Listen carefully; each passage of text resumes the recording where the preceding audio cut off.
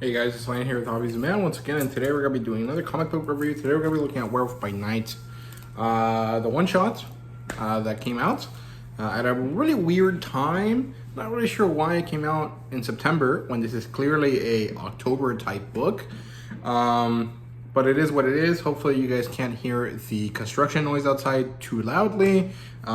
They've been doing it all day and I need to record today, so there's no way to avoid it. But yeah, Werewolf by Night. This is a variant cover. I didn't pick it. My comic book shop had this one, so this is the one I got, and I like it. I think it's a nice cover. It looks good, and this is written by Derek Landy with art by Fran Galan, and he does a great job with this. The artwork here is nice. The inks and the text are by Joe Sabino, I think, and it's good. It's a one-shot. I'm not really sure why it released in September, like I said. And it was also $6 for 36 pages. And I think that is way too expensive. I was not aware of that when I ordered it. I forgot to check the price before I put it on my list, like over 2 months ago. And then when I went to the store, it was $6. I wasn't going to tell my comic book store not to give it to me because they went through the effort of getting it for me. So I, had to swallow the complaint and just pay it. And the book is good. It is not worth $6. 36 pages is barely more pages than your usual comic book, as far as I understand it. And it's good. It's actually really, really good, but it's not worth $6. This is not an oversized book. This is not special in any way. Beyond the fact that it's probably one of the few Marvel things that are well written that have been happening in the last few months, right? So it is a little bit annoying to have paid that much, but ultimately I liked what I got out of it. So if I could go back in time to fix the issue and just not buy it until later, or buy it digitally, I would, but I can't do that, so I'm fine with what happened.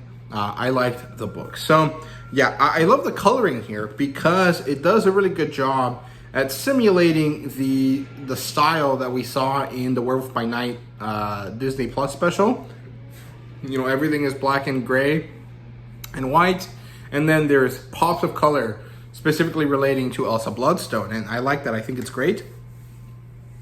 But again, I'm not really sure why they did this in September when it was clearly an October thing, right? So it is what it is. It opens up with Werewolf by Night monologuing about this guy called Necromantic with K's in his name, and also with Elsa on a plane, also monologuing about this situation she finds herself in a plane full of vampires, trying to get to a castle. It turns out that they're both in the same place at the same time and trying to do the same mission, and that is to try to save a young woman from being killed by this necromantic guy, but it turns out that they are a little too late to the party, and so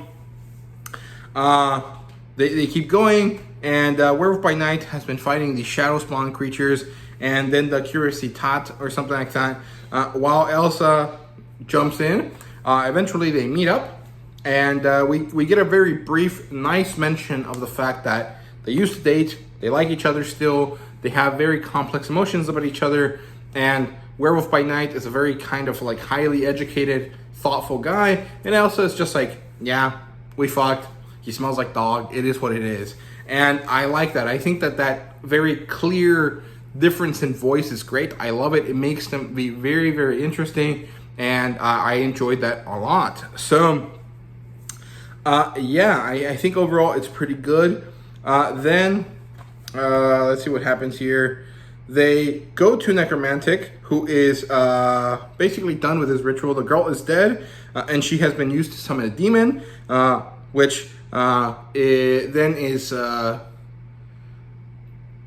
trapped, or in some way is stuck talking to Werewolf by Night and Elsa Bloodstone while Necromantic goes away somewhere, and they manage to convince the demon that Necromantic is definitely trying to take advantage of this demon because he gave him a weak body where it seems like he's going to give strong superhuman bodies to all the other devils or all the other demons, and that he should be angry, and they're trying to do this in order to get the demon to stop paying attention to them and pay attention to necromantic instead, so that they can mutually annihilate each other while Werewolf by Night and Elsa escape. And it turns out that it doesn't work, because it's actually true. Necromantic was trying to make this demon be weak and easy to kill, because he's trying to avenge his mother, who was killed by this demon in eras long past.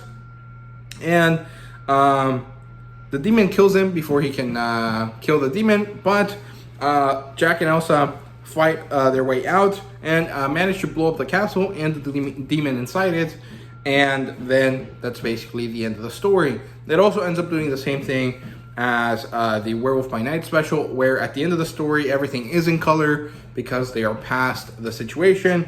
I think it works really, really nicely, but again, it is kind of riffing a lot from that. And I guess it makes sense, because within your own kind of universe, you can be as self-referential as you want, and it really shouldn't be a problem. But I don't know, it doesn't work that well for me to have it be so blatant. I mean, it's a good style, I like it, but it is a little bit too clear that they're just like, oh, that worked, maybe we can make it work again. And the answer is yes, you could make it work again, but I don't trust them to not continue to do this every time there's a Werewolf by Night story. And if they do, that's gonna get old really quick, and what happened to be a very nice, very cool way of doing something is gonna end up being a rather boring and played out concept, right? So yeah, but now that they're both in color, they have this awkward moment with each other where they're not sure how to proceed, as in, do we go back home and, have a night together, or do we go our separate ways, or what happens?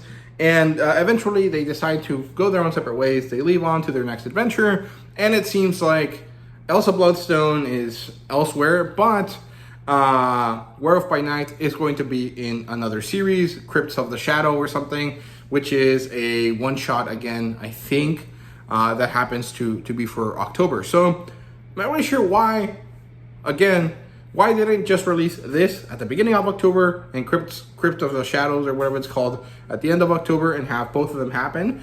I'm not really sure, but it is what it is. The story was good. I really, really enjoyed it. This is definitely one of the few Marvel things that I've read in a while that I liked a lot.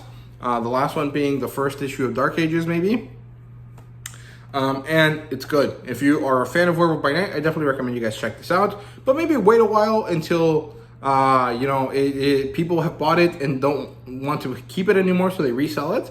And you might make some money off of that. You might save some money off of that, or get it digitally, when it goes on sale in a few months, basically. Or if you have an Amazon gift card, something like that, because I don't think it's worth $6. It is a good comic book, though. So there you go. That's Werewolf by Night.